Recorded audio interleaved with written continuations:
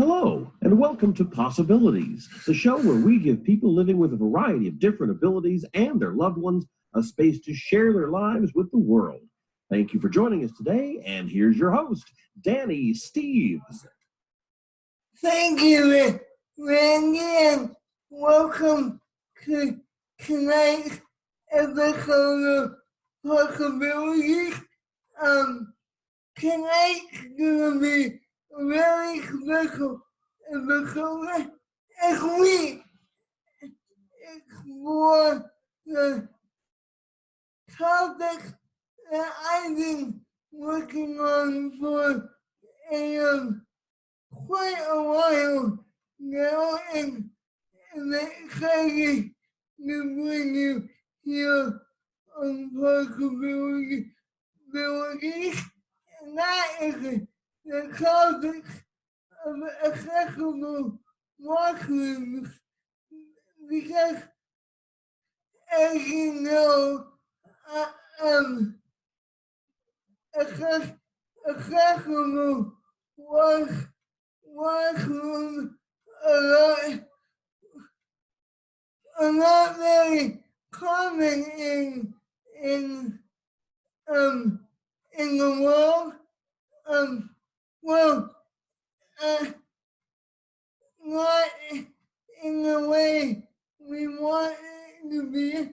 So I will explain that more once my guest gets here, but we're gonna talk about accessible washrooms today. So if that is a topic that interests you, or you don't know what we're talking about, I encourage you to watch this interview and find out more. So, that is coming up on the show today. So, we're gonna take a quick commercial break and then come right on back. Stay tuned.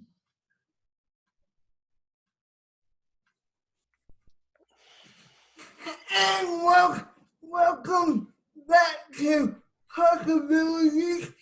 Joining me now is David Willows from DC. He's the organizer of Changing Places of DC. So, and he also has a disabled son. So, welcome to the Possibilities, David. Thanks very much for having me on, Danny.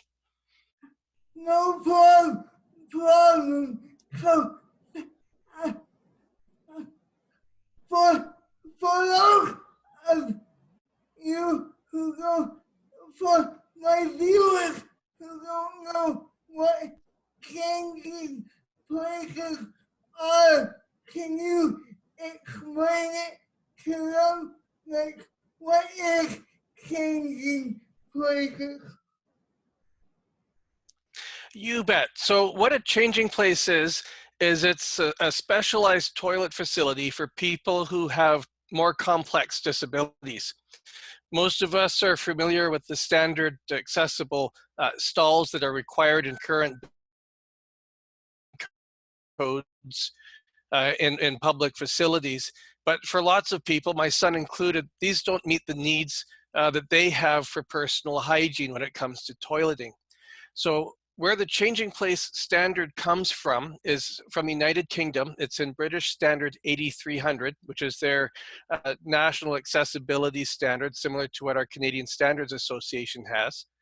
And it's a facility that provides the right equipment, which in this case is an adult-sized changing bench and a ceiling track hoist with enough space.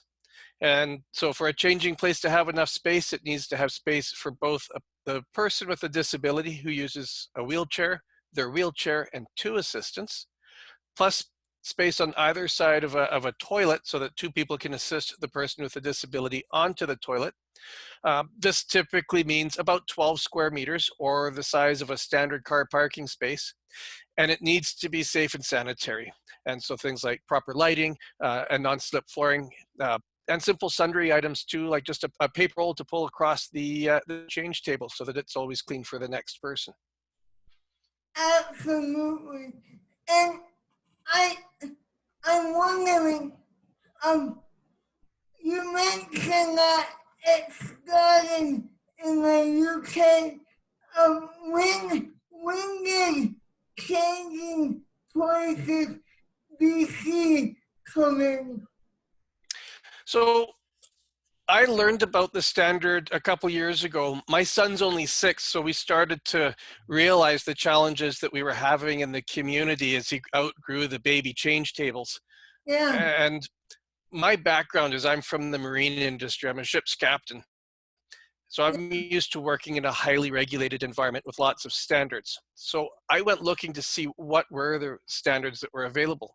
And that's what led me to the Changing Places. And then I started the Changing Places BC Facebook page to try to generate some awareness of it.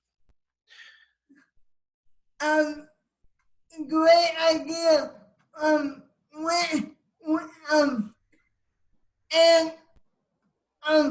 Did you research Changing Places UK beforehand, or how did you hear about it? You know, it's been a while. I think it was an internet search looking for accessible washrooms. And that's when I discovered the Changing Places UK website. And it had a lot of great information. It had standards for the design and layout. It provided information on why they're needed, what the demand is in the UK. For example, they've determined that at least 250,000 people in the United Kingdom need a Changing Places toilet to be provided with a safe and sanitary location for them to have their hygiene looked after when they're away from home. And it also had a feature called a national toilet map, where you could go, and if you knew you were going to be traveling someplace or going to a local business downtown, you could take a look and see where the nearest changing place was. And for us, that's a huge barrier for our family going out. Yeah. If we don't know if there's a place we can change, we have to limit it to just a few hours. Absolutely. That is a big one. You hit a nail on the head there. So, is it, this may be a dumb question, but is it because of your son that you got interested in this, or what really got you interested in this? Oh, absolutely. It was my son. Actually, I was just talking with my wife about this earlier. You know, it was, everyone sort of has expectations in life, and it's kind of like a Hallmark movie is what we expect. And that expectation changed dramatically when our son was born. Before then, I knew that I wasn't supposed to park in a parking spot for people with disabilities, for example, but I never understood the real important reasons why we have these facilities, why accessibility is so important. And for me, working on the Changing Places and the other accessibility projects that I work on, it's been something I do out of the love for my son, but also it's a way for me to deal with some of my feelings around the challenges of having a child with a disability, a way for me to sort of channel that anxiety or frustration, whatever it is. Absolutely. We'll get back to the Changing Places in a moment, but can Can you share with me what kind of disability your son has and what his daily life is like? Yeah, you bet. So Nick is 6 years old. He was born with two rare genetic disorders, Joubert syndrome and polymicrogyri, and they are both issues around how his brain developed before he was born. So how that affects him specifically now is it affects his gross and fine motor skills. So he has difficulty with movement. He's also nonverbal. And thankfully, some of the other issues that are associated with those two rare disorders haven't manifested. So our biggest issues so far generally are around physical accessibility. He's 6 years old. He's in grade 1 at school. He's got a great team at his school. The students and teachers all love him there. So we're pretty lucky in that regard. Yeah, but I imagine there are struggles every day that you face with a child with a disability. I'm speaking from experience. Can you share some of those struggles that you face? Yeah, absolutely. So, like I say, most of his disabilities are focused around physical disabilities. And yeah, so that's probably one of the reasons as well why physical built environment accessibility is an area that I focused on. They had to make some changes at the school, again, for toileting.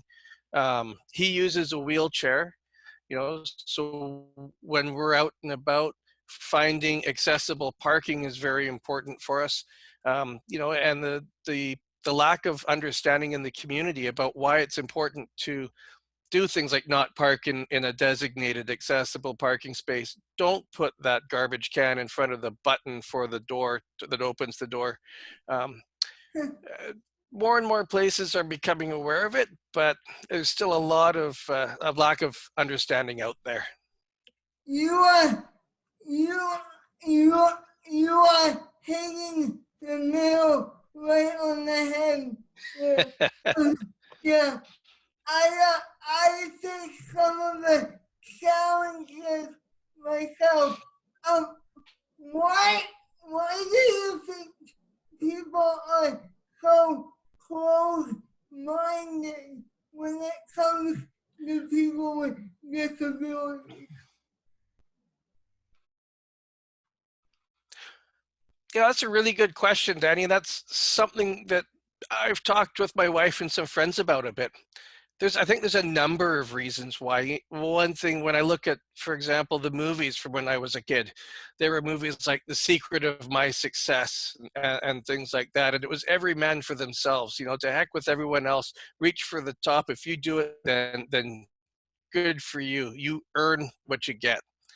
And also, when people don't understand, and it's not just around disability, but any sort of minority group, when it's something that people don't know or don't understand, they often don't make the effort to get to know or understand that group. Really? Yeah. Bang on. So, going back to accessible washrooms, a lot of people say accessible washrooms are not important because a lot of people think, oh well, yeah, they won't get used very often, so they don't bother putting them in. What would you say to those people? Well, you've hit the nail on the head with this one, Danny. Attitude barriers are one of the biggest barriers that I face when I'm doing the advocacy work. Most people focus first off, just on the person with the disability. And using changing places as an example, it's estimated that about 1 in 250 people needs a changing place to be toileted when they're out. But each one of those people typically has at least one caregiver with them. You look at our family, we're a family of 4. So now, if you don't put in a properly accessible washroom, you've excluded 4 people from your business. And guess what?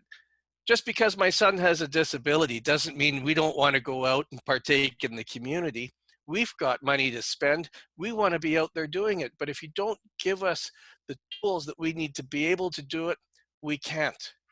In fact, when you take a look at the Conference Board of Canada, they did a report in 2017, and they identified in that report that people with disabilities in Canada represent about $165 billion in real spending.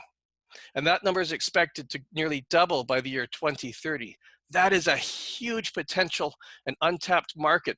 And if you're willing to make your business accessible, you can look at this as an investment towards profitability. 1 in 4 Canadians rather, about 25% have a disability or medical condition that impacts their activities on a daily basis. Yeah. You know, the numbers don't lie. That's a huge portion of the community. You're right, and the numbers don't lie. Just a quick story before we go on.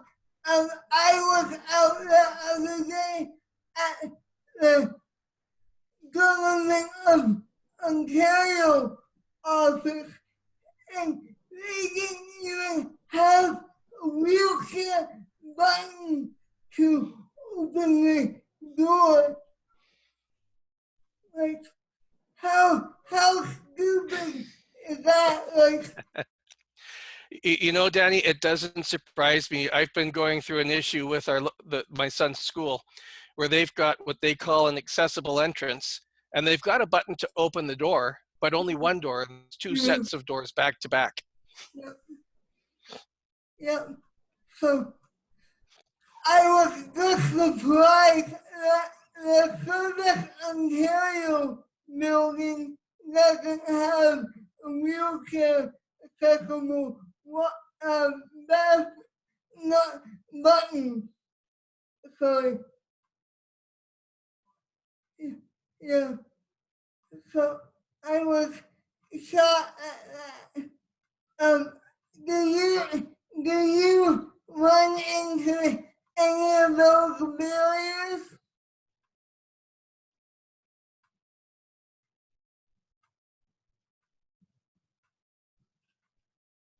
I can't hear you, David. No. There we go. Sorry, I think I put you on mute by accident, Danny. Yeah. Yeah, no, absolutely.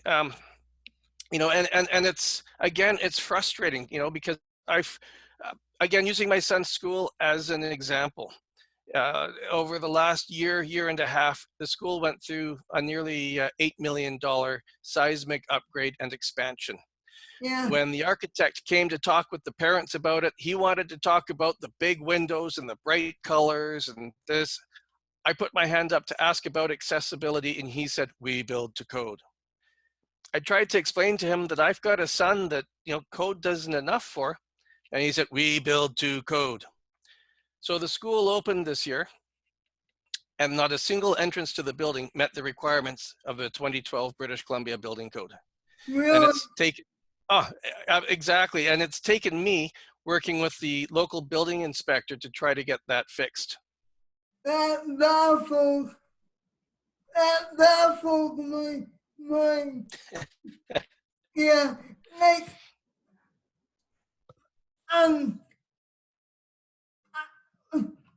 for people who are ignorant about disability, what do you think they believe that code is that you were speaking about earlier?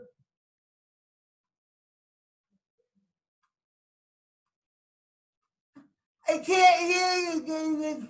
Oh, sorry, there is a perception out there that the building code is an accessibility standard. Yeah, And by no means is building code an accessibility standard. It provides a bare minimum level for absolutely the most basic access for people. It is primarily a construction standard and focuses on fire and structural safety. Um, so when someone tells me that they've met code, they've met their responsibilities, I remind them that there's also a duty to accommodate, usually in provincial legislation. In British Columbia, it's under the BC Human Rights Code. And people with disabilities have the same rights of access as anyone else in the community. yeah. Um, yeah, absolutely.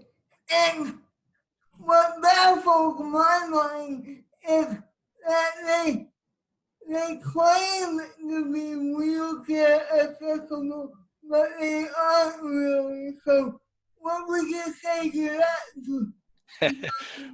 One phrase or expression that I hate to see and hear is fully accessible, because it means absolutely nothing. And I've even seen disability organizations when they use that phrase, and I will send a note. Do you have this in your washroom? Or different questions to make them realize that their statement's not correct. No. So. Oh, I think you've frozen there, Danny. There we go. So a lot of people think they have accessible washroom, but they don't. So but I've been dealing with that for years now, because I used to have been lay on the floor of the washroom to get changed, and it's just not sanitary, is it? No, it's not. And often people with disabilities already have compromised immune systems or other elements that will affect their health. My son, for example, if he's laying on the floor and ends up picking up a bug that affects his breathing at all, just about guaranteed he'll end up in the hospital. But we do have some good news. So far, Toronto Pearson and Montreal Trudeau airports have both put in full changing place facilities. Vancouver and Victoria International Airports have committed to putting them in current expansions. And right now, as Changing Places Canada, us together with the team that's started in Quebec and Ontario, we're working on feedback for the National Building Code. So the National Research Council of Canada owns the National Model Building Code. And right now, they're in the final feedback stages for updates for the next version. And they're planning to include an adult-sized change bench in washrooms for certain types of buildings that have an occupancy of more than 500 people. So what we're trying to do is just refine that standard a bit so that they've at least got the minimum footprint and the centrally located toilet, so that we can then go in afterwards and upgrade them to a full changing place facility. Yeah, I want to get your opinion on something, because you are not only are you in charge of changing places, but you're also a father of someone with a disability. So how does traveling work with your son? Like if he was to go on the airplane, what would that look like? Well, last year we flew down to Mexico as a family. Yeah. The flight down was a direct flight, I think it's about 6 hours from here. We were bad. We changed him on the seats. And we were far enough through by the time that the flight attendants got us and told us we couldn't do that, that they really couldn't stop us. Same thing on the way back. We had a layover in Calgary. He basically sat in a wet diaper from whenever he soiled himself all the way up to Calgary. Thankfully, it was just wet, nothing else. Going forward, though, I don't know what we're going to do. You know, I know a lot of colleagues that I work with in the disability community. They plan their diet and dehydrate themselves before they've got flights or long travel, even just taking the ferry to Vancouver because there's no facilities for them. So travel is definitely a big issue for people. Yeah, and that just baffles my mind because airports have accessible washrooms, but they refuse to have wheelchair accessible planes. So what would you say to that? Yeah, unfortunately, I don't think we'll ever see a changing place on an airplane just because of the space requirements. One thing that I did see this last week, and I can't remember if it was Boeing or Airbus that they were looking at putting them on, but it was a larger accessible washroom on a plane with a movable wall. I don't know what the footprint is, but it would at least give someone space on these for a longer haul aircraft if they can maybe be transferred to a toilet. But unfortunately, I think for now we're stuck with hoping for facilities in airports. Yeah, and I'm not just talking about accessible washrooms in airplanes. I'm talking about having your wheelchair right on the plane with you because there is cost like that. Because right now people have to transfer out of their wheelchairs and into a regular airplane seat. What would your message be to those people? To the people that have to transfer, the people with disabilities that have to do the transfer, or to the airlines? Airlines. Well, you know, I'd love to see the airlines step up their game on this. You know, you look at buses, for example, and they've got the ability to do tie downs. You look at how the aircraft seats are installed on the aircraft, and there's got to be a way that they can, you know, near the entrance door to the aircraft, especially on larger ones, you know, quickly remove a seat and secure tie downs so that someone could stay in a wheelchair. And for someone like my son, as he gets older, that's going to be particularly important because he doesn't have the core body strength to be able to sit up in a regular seat, Yeah. especially on a longer flight. Sorry, David, I don't mean to cut you off, but you hit the nail on the head there. I'm 25 and I have family all over the world. So naturally, I have to travel and it just frustrates me that airplanes are not accessible because they should be, because you're right, buses are wheelchair accessible, you name it, everything else is wheelchair accessible, but planes are not. Yeah, but it just blows my mind. Yeah, well, you look at the United States, and they've had legislation now for 30 years, and in a lot of ways, they are light years ahead of us in Canada for accessibility.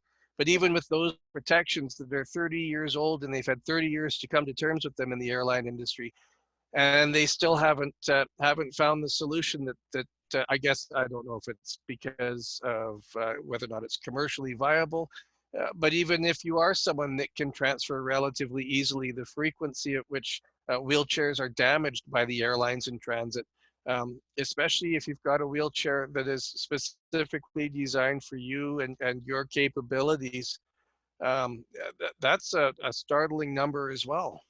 Absolutely. And and I am we're getting a bit off topic, so going back to changing places.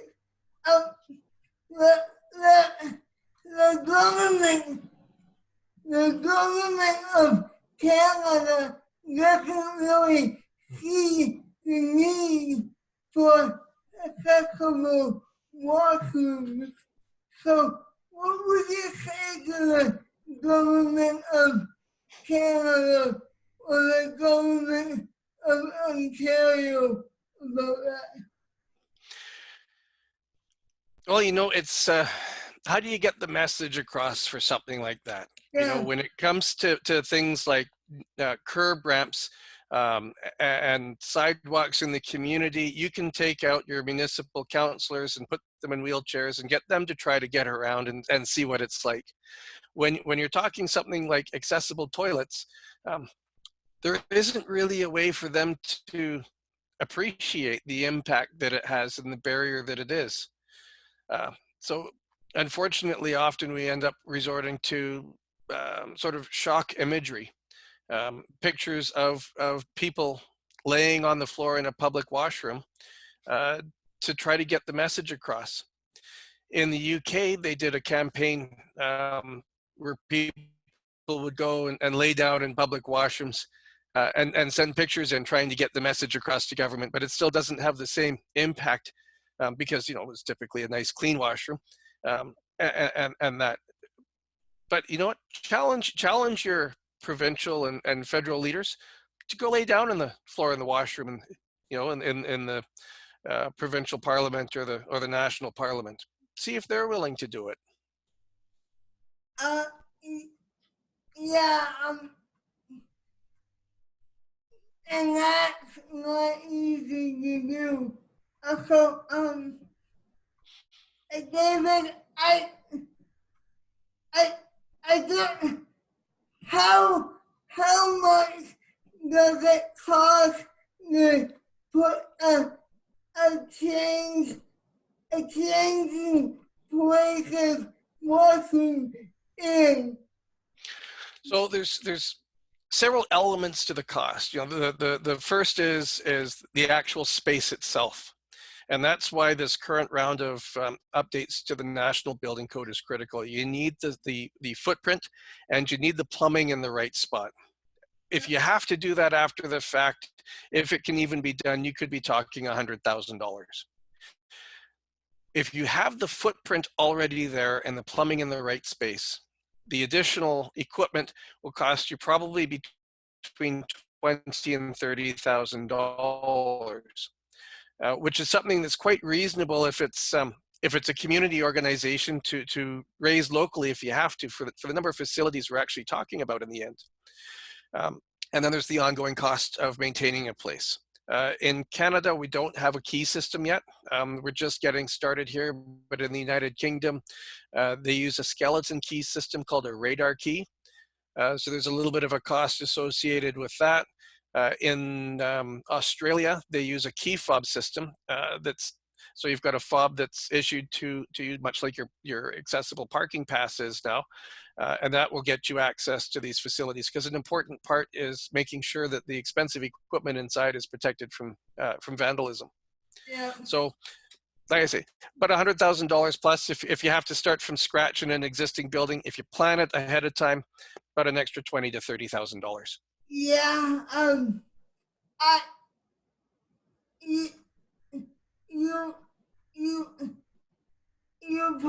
You basically answered this question already, but what would you say to people who aren't willing to put the change, a changing table in their washroom? Like, what would you say to those people who aren't willing to put a adult change table in their washroom?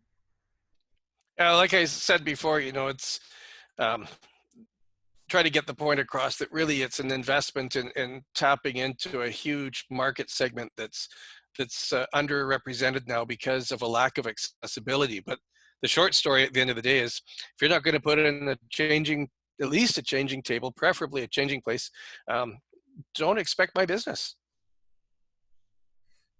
Yeah, but they, but the people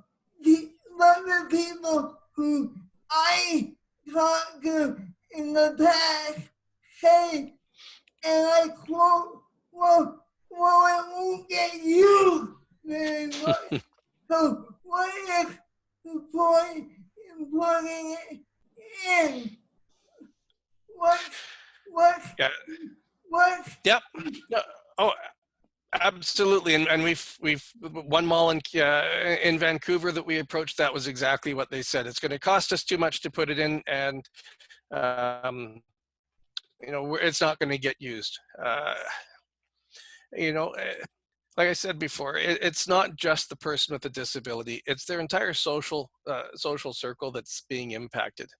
And so if I've got two shopping centers that I can go to that have similar facilities or similar shopping facilities, and we're going out as a family of four, especially like we just got back from a trip to Vancouver, which is an hour-and-a-half ferry ride away plus some travel time on both ends.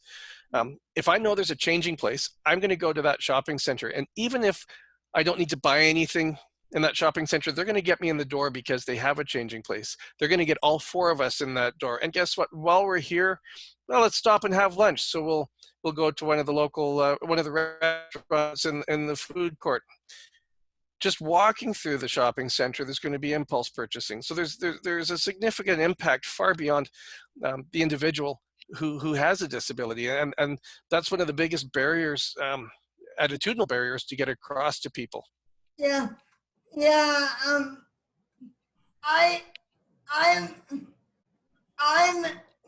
I'm not asking people to have a list per se, but I am asking people to have at least a changing table.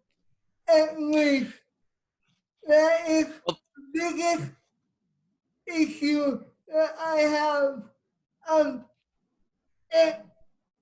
And I'm lucky that my dad can still lift me, but most people can't lift me anymore because I am getting too heavy for them. So what about those people who can't use the washroom because they're too heavy for their caregivers to lift them? Yeah, well, that's just it, and that's why we need those hoists. You know, we've got an aging population in Canada. We've got the rate of people with disabilities. The number of people with disabilities is growing faster than our overall population. And so for those families like ours, my son's still small, we can easily lift him. But as he gets older, we're not going to be able to lift him. And actually a group that we learned about just recently are seniors. There's a lot of seniors care facilities that will plan to take, you know, the residents out in their bus and go to the shopping center or the recreation center or whatnot. But there's people and seniors being left behind because the caregivers can't lift them to toilet them. So even if there is a changing bench, that's another large group of the population that's going to be left behind.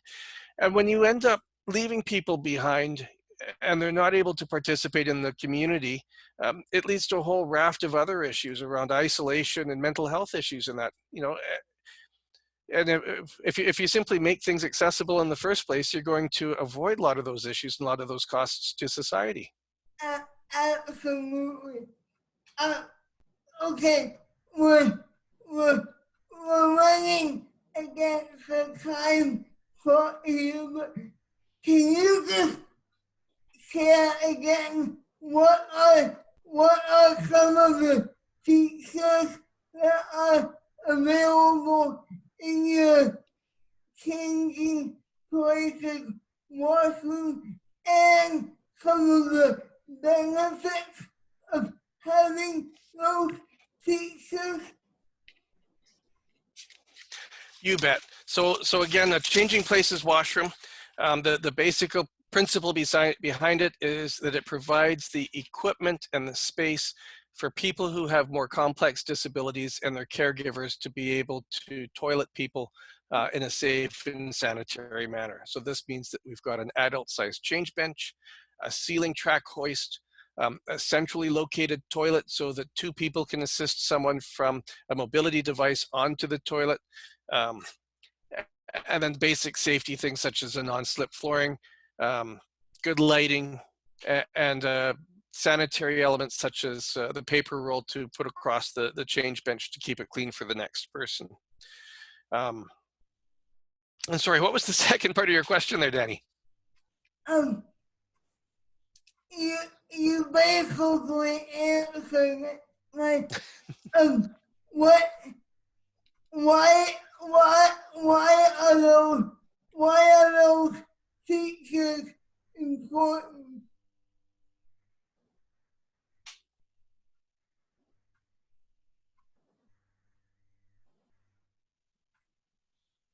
David, can you hear me? I got you now, Danny. You cut out there for a sec. Why are those features important? Well, at the end of the day, it's about safety of the person with a disability, safety of their caregivers, because often people with disabilities have a limited number of caregivers, and protecting the health of all involved as well. It's inclusion in the community, allowing people with disabilities and their family, friends, colleagues, caregivers, the ability to lead an active life in the community and participate, and giving people with disabilities the more of an opportunity to live up to their full potential. Yeah, amen to that. But okay, going forward, what is in store for the changing places movement? Like, what's next for the changing places movement? Okay, so it's exciting times for us right now. We are in the process of bringing our British Columbia and Quebec and some people in Ontario groups together to form a national Changing Places organization. As one organization, we'll be able to, we're actually going to be incorporated and hopefully work towards charitable status. And the intent with that is to have a stronger voice nationally for standards in construction across Canada, as well as the Canadian Standards Association accessibility standards, bringing this this British standard to Canada. It's already well researched, the documentation's there, implementing it in Canada. Part of our resources that we'll hope to provide people with disabilities are advocacy materials and advocacy support to bring these to your own communities. A website that has a map. So once the changing place has been built, it can be audited, and if it meets the changing places standard, then it can be reported so that people with disabilities and their family, friends, and caregivers, when they go out, can plan in advance, you know, around toileting. So there's a lot of stuff going on now in Canada, and we're doing it with the support from the team in the United Kingdom as well, where it all started, which I think is really important. Yeah. Absolutely.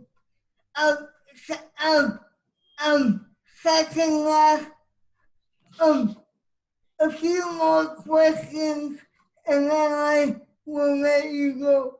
Um, where, where, where can people find out more information about changing places if they are interested? So in Canada, if you want to connect with the groups that are currently working on it, we've got 2 Facebook pages. If you look for Changing Places BC or Changing Places Quebec, and I'm going to make a mess of this, but in French it's Salle d'Hygiène Quebec, both on Facebook. We don't have websites yet. It is coming. And as we move to the national organization, we'll be providing updates there. But if you're looking for information on the existing standards, design, and that changing-places.org will take you to the website of the Changing Places Consortium in the United Kingdom. And they've got a great deal of information there, including the design standards, advocacy tools, all sorts of great stuff. And and if if people want to get in touch with or get a Changing Places washroom in their business, how do they go about it? Right now, again, I'd recommend reaching out to us through the 2 Canadian Facebook pages. And as soon as we have a national website up and running, that'll be the best point of contact, because we can provide guidance and support on design review and a number of different elements in bringing Changing Places. Hopefully we'll be able to provide information on local grants and that may be available as well. Last question, David. Do you see Changing Places eventually going all over the world? Absolutely, and it's already starting, which is another exciting part of this this process. Changing Places are building standard now in Scotland, Australia, and New Zealand. England is in the process of adding them to their building standards, but there's groups working on Changing Places in Spain, Germany, the Netherlands, some of the Scandinavian countries, and there could be groups working in Asia, but I don't read their script very well, so I don't know what's going on there, but it's slowly making its way around the world. And before I let you go, David, I just want you to know that there's a Changing Places washroom coming to Ontario. So there's a part of where I live, like an hour from my place, that is adopting the Changing Places movement. So congratulations. Well, and congratulations to you guys too and your success, Danny. You know, it's through individuals in the community that are willing to take on the challenges of bringing it forward and fundraising that are going to make the Changing Places a reality in Canada. Absolutely. Oh, okay. Final question. What would you say to parents with a child with a disability? Wow, that's actually a big question. This isn't about Changing Places. This is me speaking as a parent, and that's get involved, meet people in the community that have children with disabilities. It's an amazing group of people that I've met through my advocacy work, through being involved with groups that are associated with my son's disabilities. That's where I found a lot of the support personally that I've needed in my journey on this life with caring for someone who has significant disabilities. Don't do it alone. Yeah, and David, if you're okay with this, if if someone is looking to hear more about your story specifically, how can they get in touch with you? Well, I'm the sole person that monitors the Changing Places BC Facebook page. I'd say send me an email, but I get so many right now that it might get filtered out. So if you do send me a message through the Changing Places BC Facebook page, I can make sure that I get in touch. And I'm happy to talk to people anytime. David Willows, thank you very much. Thank you for the opportunity, Danny. Okay, if you want to reach out to me here at the show, you can email possibilitiesshow@gmail.com, and I'll be back with another episode soon. So thank you, and keep the gift of disability. Good night.